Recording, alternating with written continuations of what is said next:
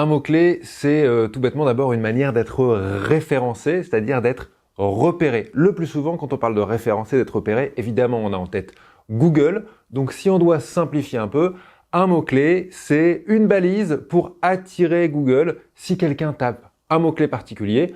Par exemple, comment se former en marketing digital? Eh ben, marketing digital, formation, tout ce qui est un peu dans ce vocabulaire-là, ça peut être considéré comme des mots-clés intéressants pour amener une personne jusqu'à notre site internet. Évidemment, plus une page elle va être pensée avec plein de mots-clés différents, plus elle va être ce qu'on appelle optimisée. Et une page qui est bien optimisée, c'est une page qui va bien ressortir dans les résultats naturels de Google. Et donc, elle va avoir, au bout d'un moment, peut-être, si on se débrouille bien, ce qu'on appelle la position 0, c'est-à-dire le résultat le plus haut quand on tape un mot-clé sur Google, le résultat tout en haut, celui sur lequel, évidemment, tout le monde clique. En général, il y a plusieurs positionnements. Pour ce qui est des mots-clés, il y a plusieurs techniques. Mais en général, on a tendance à définir trois types de mots-clés. Les mots-clés génériques, les mots-clés moyenne traîne et les mots-clés longue traîne. En gros, attention, démonstration, souvent quand on parle de ça, on montre cette vague-là et vous allez comprendre pourquoi. Cette vague-là, elle représente quoi? Elle représente la concurrence, elle représente le nombre de recherches. Quand on parle des mots-clés génériques, on est en haut de la vague. Ça veut dire quoi? Ça veut dire que c'est des mots-clés où il y a beaucoup de gens qui recherchent ces mots-clés-là. C'est les mots-clés auxquels on pense en premier le plus souvent quand on pense à une recherche. Évidemment, il y a beaucoup de recherches, à cet endroit-là, mais il y a aussi beaucoup de concurrence. Du coup, c'est important, mais on va voir que techniquement, il y a des stratégies qui passent par les autres formats. Le deuxième format, donc on l'a dit, c'est la moyenne traîne. Vous voyez que la courbe, elle descend un peu. C'est souvent des mots-clés qui sont composés en vérité de 2-3 mots-clés. C'est des questions, c'est des ensembles de mots. Et on voit, voilà, c'est de la moyenne traîne, donc c'est entre les deux. Et pour comprendre ce que c'est qu'une moyenne traîne, on va surtout parler de ce que c'est que la longue traîne. La longue traîne, c'est un petit filet qui s'étend, c'est-à-dire que c'est des mots qui sont pas énormément recherchés, c'est des mots où il n'y a pas énormément de concurrence, et c'est des mots souvent très précis. Ça veut dire quoi? Ça veut dire que par exemple, lancer son business, ça pourrait être considéré comme quelque chose de générique. Évidemment, tout le monde peut taper lancer son business. Quelque chose d'un peu plus précis, ce serait lancer son business en ligne rapidement. Ça déjà, on arrive sur quelque chose qui est un peu fermé. Mais lancer son business en ligne rapidement avec Shopify en seulement 3 semaines, vous voyez que là, on arrive sur quelque chose qui est très particulier. Et donc, quand on parle de ça, on parle d'une notion très particulière que vous allez apprendre partout à chaque fois qu'on lit sur le marketing digital, qui est la notion de persona. Quand on a son persona, quand on sait à qui on parle, ce qu'il recherche, on peut alors commencer à aller justement dans cette longue traîne, à aller préciser mot par mot exactement qui on est en train de cibler et quelle proposition, quelle solution on leur propose. Et du coup, vous comprenez bien que cette longue traîne, elle est ce qu'on va appeler de qualité très élevée. Pourquoi? Parce que oui, il y a beaucoup moins de recherches, mais on tombe tout de suite sur les bonnes personnes, le bon match, on sait exactement ce qu'on leur propose et ce qu'ils cherchent. Donc effectivement, c'est un endroit où on pourrait se dire, il faut faire des trucs génériques, il faut amener plein de gens. Non, parce que plein de gens, ça veut pas dire plein de gens qui vont vous choisir. Et puis il y a beaucoup de concurrence. Alors que de préciser exactement ce qu'on donne, de se rencontrer, là, le plus souvent, on va parler en termes de business, mais on va dire là, le plus souvent, c'est une vente.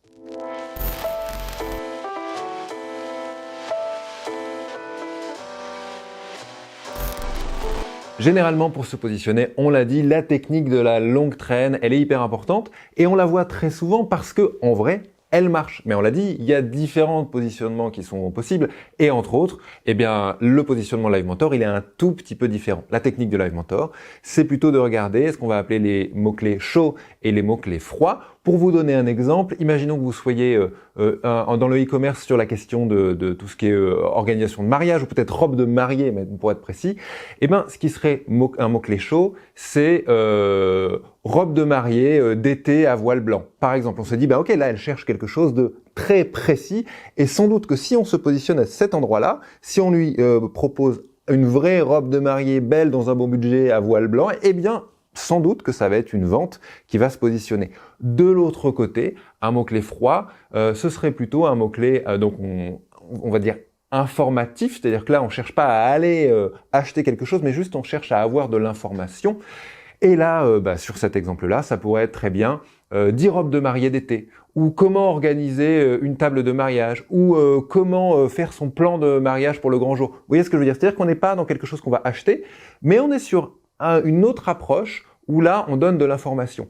Si on voulait un peu grossir le trait, évidemment, d'un côté, sur le mot-clé chaud, on cherche à faire une vente. Et puis peut-être que sur le mot-clé froid, on cherche plutôt à se positionner en tant qu'expert, en tant que service. Et les deux marchent, évidemment, mais vous voyez que c'est un positionnement qui n'est pas exactement le même.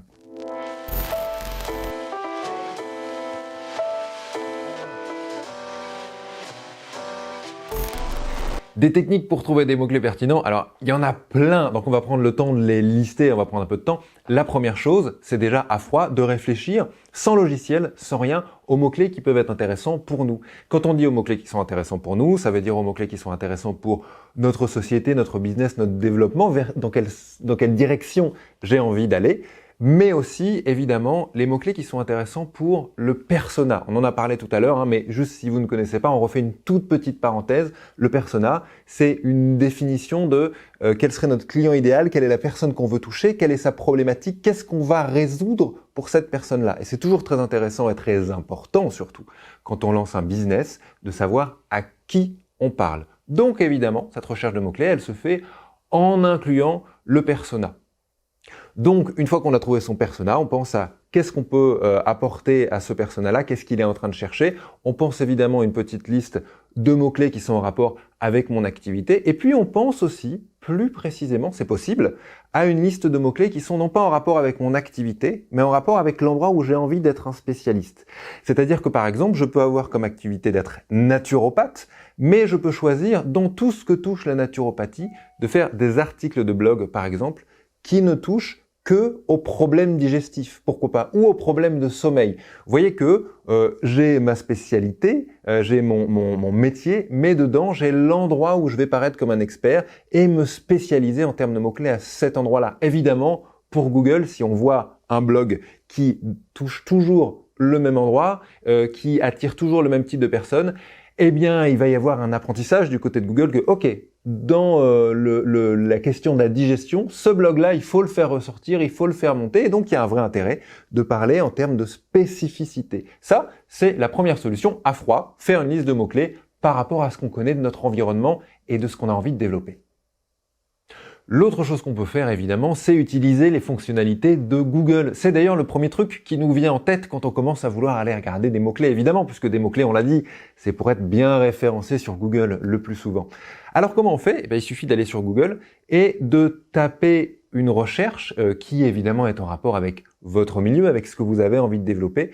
Et puis vous verrez, ça c'est assez nouveau finalement. Avant, on regardait juste ce qui était suggéré par Google. On tapait deux mots-clés, par exemple costume sur mesure, et puis on regardait ce qui pouvait apparaître après, ce qui pouvait être suggéré pour mots-clés. Maintenant, si on tape sur Google juste costume sur mesure, si vous descendez tout en bas de la page, il va y avoir vraiment affiché différentes suggestions pour que vous puissiez continuer votre recherche. En gros, c'est comme tout le monde, Google sur Internet se rémunère avec du temps. Plus vous passez de temps sur Google à chercher, à aller trouver quelque chose de précis, plus Google est content pour vous, puisque vous êtes content normalement de votre recherche et de votre résultat. Donc maintenant, ils vous mettent tout en bas de la page quelque chose de tiens, si vous êtes arrivé tout en bas de la page, peut-être que c'est parce que la recherche n'était pas assez précise. Allez un peu plus loin avec ces suggestions. Eh bien, ces suggestions-là, ce sont vos meilleurs amis, puisque c'est vraiment ce que dit par Google, en tout cas, ce qui est présenté comme la suite de la recherche, le plus logique. Vous utilisez à votre compte l'algorithme Google, qui est quand même l'un des plus intelligents sur cette planète, et qui est capable de dire, eh bien, le plus souvent, quand quelqu'un cherche costume sur mesure, après, il va taper costume sur mesure avec tel mot, et puis avec tel mot, et puis avec tel mot. Vous comprenez bien qu'on est totalement dans la technique dont on parlait tout à l'heure, d'aller préciser la demande jusqu'à un endroit où, évidemment, c'est une rencontre, c'est un achat. Une autre technique, encore une fois sur Google, qui est moins connue mais que j'aime beaucoup parce qu'elle est très simple, elle se fait à la volée comme ça, c'est d'utiliser la technique des underscores sur Google. Alors il faut aller se connecter directement sur google.com et dans la barre de recherche, vous tapez un mot-clé, celui est vraiment un mot, alors des fois ça peut être une phrase, mais je vous conseille de commencer par un mot, là c'est vraiment du test and learn, il n'y a pas de règle sur ça, mais allez jeter un coup d'œil quand même. Vous tapez par exemple je sais pas, hypnose, si vous avez envie de lancer quelque chose dans le milieu de l'hypnose, et puis vous tapez hypnose underscore. et vous verrez que Google vous propose certaines choses. Je sais pas vraiment, c'est pas très clair, et même si on lit plein d'articles sur le sujet, on sait pas vraiment cet underscore à quoi il est lié. Est-ce que c'est une suggestion automatique? Est-ce que c'est lié au nombre de recherches, au nombre de sorties de recherches qu'il peut y avoir sur Google? On sait pas trop. Mais c'est une technique pour avoir, de la part de Google, une proposition différente que celle dont on parlait tout à l'heure. Donc c'est toujours intéressant de croiser les informations. Tiens, j'utilise la technique de tout à l'heure, je vois qu'en bas de page, il me pousse à aller rajouter tel ou tel mot. Et si je mets underscore en plus en haut, qu'est-ce qui se passe? Qu'est-ce qu'il propose d'autre? La technique de l'underscore, c'est vraiment dire à Google, vous remplacez l'underscore par le mot que vous voulez. Donc vous pouvez très bien mettre hypnose underscore sophrologie, voir ce qui sort entre les deux, underscore hypnose, voir ce qui sort avant. Faites-vous plaisir, amusez-vous, cherchez. C'est comme ça qu'on apprend et en plus, ça va vous ouvrir des nouvelles portes. Évidemment, vous commencez à comprendre dans notre manière d'en parler qu'il y a plein de manières d'aller chercher des mots-clés.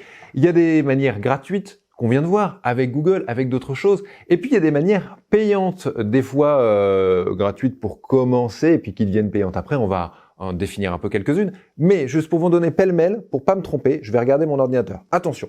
Déjà, il y a une première chose à avoir en tête, c'est qu'on peut aller regarder sur des Wikipédia, sur des articles, sur plein de choses. Regardez un peu les mots-clés qui sont déjà utilisés par des concurrents, par exemple, sur des articles. C'est toujours intéressant d'aller voir ailleurs. Et sur Wikipédia, c'est pas des concurrents, c'est des gens qui sont spécialistes d'un sujet, qui ont écrit un article. Donc toujours intéressant d'aller regarder les mots-clés. Après, voilà, il y a plein de choses. Il y a Keyword Surfer, il y a aller jeter un coup d'œil sur les forums, et puis forum à l'américaine aussi, tout ce qui est Reddit, les endroits où les gens échangent très naturellement sur des sujets. C'est intéressant pour déceler une tendance aussi, pour déceler quelque chose qui est intéressant, qui bouge en ce moment dans un sujet. Il y a des choses qui sont payantes, mais qui permettent d'aller un peu plus loin dans les stratégies. C'est le Keyword Everywhere, il y a Ubersuggest aussi, Answer the Public, qui est pour moi, en tout cas c'est ma solution préférée, Answer the Public. Attention, c'est payant au bout d'un certain nombre de recherches de mots-clés. Vous en avez droit à 2 dans la journée, utilisez bien. Personnellement, je faisais une petite recherche tous les matins de 2 mots-clés, je me les mettais de côté, qu'est-ce que j'avais comme information, etc. Answer the Public, c'est très très bien. Allez regarder ça. Href. Et aussi, évidemment, on se l'est dit, allez regarder les différents blogs, les différents concurrents. Comme on l'a dit tout à l'heure, aller chercher des mots-clés, ça veut dire prendre de soi, tiens, de quoi j'ai envie de parler, où est-ce que j'ai envie d'aller me spécialiser et de prendre aussi du persona, à qui je suis en train de parler. Et puis, c'est aussi de temps en temps être assez humble et aller regarder ce qu'il y a autour de ce sujet-là sur d'autres blogs, sur d'autres endroits, sur des forums. Se dire que on n'a peut-être pas la science infuse d'un sujet, il y a peut-être quelque chose, une facette de ce sujet-là à côté duquel on est en train de passer et d'aller voir ce que font les autres. C'est toujours intéressant pour avoir un peu de nouveauté. Pour finir sur cette question de la recherche de mots-clés, il y a évidemment autre chose qu'il faut garder en tête, c'est ce qu'on va appeler les mots-clés d'actualité. Vous pouvez avoir d'ailleurs une spécialité où il n'y a pas vraiment de mots-clés d'actualité, et c'est ok, dans ce cas, on n'utilise pas de mots-clés d'actualité, mais il y a aussi des spécificités de votre métier ou de votre milieu qui peuvent toucher à l'actualité du moment. Il y a des moments, il y a des choses qui popent comme ça. Pour ne pas passer à côté de ça, n'hésitez pas à aller, par exemple, sur Google Alerts et à vous mettre des mots-clés. Moi, par exemple, je travaille énormément dans l'hypnose. J'ai un Google Alerts où il y a marqué hypnose, hypnothérapie, thérapie. Pour regarder, si à un moment il y a des grosses nouveautés à cet endroit-là, Google m'envoie un mail directement en me disant « Tiens, tel sujet, c'est en train de bouger ». À quoi ça sert? Si je vois qu'il y a un sujet en particulier qui est en train de bouger avec une grosse actualité, tout de suite, je peux faire une vidéo si vous êtes sur YouTube, un article de blog si vous êtes sur Internet. En tout cas, je peux réagir à ce sujet-là. Et évidemment, proposer des mots-clés pour Google qui sont dans l'actualité, qui sont chauds. Ça veut dire quoi? Ça veut dire que Google va comprendre que ce mot-clé-là, il y a quelque chose qui se passe en ce moment et va sans doute pousser un peu plus votre contenu vers l'avant. Donc, l'idée des contenus actualité, des mots-clés actualité, c'est vraiment un truc à garder à l'œil.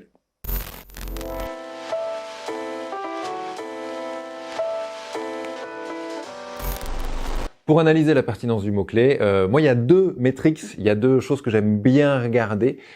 C'est ce qu'on va appeler le CTR, c'est-à-dire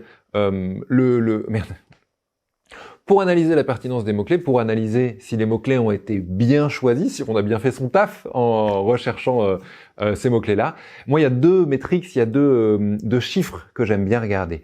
Le premier, c'est ce qu'on va appeler le CTR, c'est-à-dire le taux de clic. Ça veut dire quoi?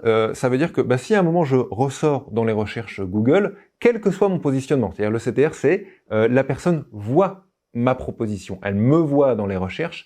Sur 100 personnes qui me voient dans les recherches, combien de personnes vont cliquer sur mon lien?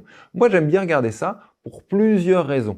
Il y a les mots-clés, c'est une chose, et puis il y a, une fois que j'arrive à sortir devant les yeux des gens dans cette recherche Google, est-ce que les gens cliquent sur mon contenu? Et ça, c'est évidemment très important parce qu'on peut avoir une très bonne recherche de SEO. Si ce qu'on leur propose là comme ça en aperçu sur Google, ça donne pas envie, si c'est pas sexy, on va dire, eh ben ça va pas marcher. Donc moi j'aime bien regarder le CTR, le taux de clic. Ça donc il faut bien avoir en tête que ça dépend en gros de deux choses, le mot-clé qu'on va proposer. Est-ce que le titre, vous savez ce qu'on voit apparaître en bleu sur Google, est-ce que le titre est bien en rapport avec le mot-clé et est bien aligné à la recherche qu'est en train de faire la personne qu'on essaye de cibler? C'est une deuxième chose. Et puis la troisième chose aussi, c'est le petit texte de présentation, le petit texte d'aperçu de la page. Vous savez qu'on a en gris, en noir, en dessous du titre sur Google. Est-ce que là encore, il y a quelque chose qui donne envie? Est-ce que ça crée de la curiosité? Est-ce qu'on se dit, tiens, vu les 3 lignes que je vois là, s'il y a un site dans toute la liste où je dois aller, c'est celui-là. Tout ça, c'est des choses qui définissent si la personne va cliquer ou pas sur le lien. Et si elle clique dessus, alors, ça fait augmenter notre taux de clic. Ça, c'est la première chose que je regarde. Et puis la deuxième chose, là, on s'éloigne un peu du sujet SEO, mais je pense qu'on peut pas parler de SEO si on ne parle pas de conversion. Et bien, du coup, c'est la conversion. Une fois que la personne a cliqué sur ça, une fois qu'elle arrive sur notre page Internet, est-ce que ça convertit? Quand on dit converti, ça veut dire plusieurs choses évidemment. Si je vends des robes de mariée, ça veut dire est-ce que ça achète des robes de mariée? Si je vends de la formation, est-ce que ça achète la formation? Si je vends du consulting, est-ce qu'on m'appelle après avoir regardé un article en disant monsieur, j'ai lu tel article, je me dis que c'est vous qu'il me faut pour ma problématique. Donc est-ce que ça convertit? Ça, il y a plusieurs manières de le savoir selon si vous faites des ventes sur Shopify par exemple ou à d'autres endroits, vous avez plein d'endroits où vous pouvez lire ces taux de conversion là. Si vous êtes plutôt à l'ancienne et qu'il faut vous appeler, n'hésitez pas à demander aux gens qui vous appellent comment vous avez su que vous pouviez nous appeler, qu'on était bon sur cet endroit-là, etc. Ça donne quand même quelques petites infos sur ça. Mais donc voilà, les deux choses que j'aime bien regarder moi, c'est d'abord, est-ce que le mot-clé est bien choisi et est-ce que ce que je présente, ma petite présentation sur Google, est-ce qu'elle donne envie de cliquer sur moi? Et puis la deuxième chose, une fois qu'on clique sur moi, est-ce que là, je donne vraiment envie à ce qu'on m'appelle, à ce qu'on s'inscrive à ma newsletter ou encore mieux, à ce qu'on achète ce que je suis en train de proposer?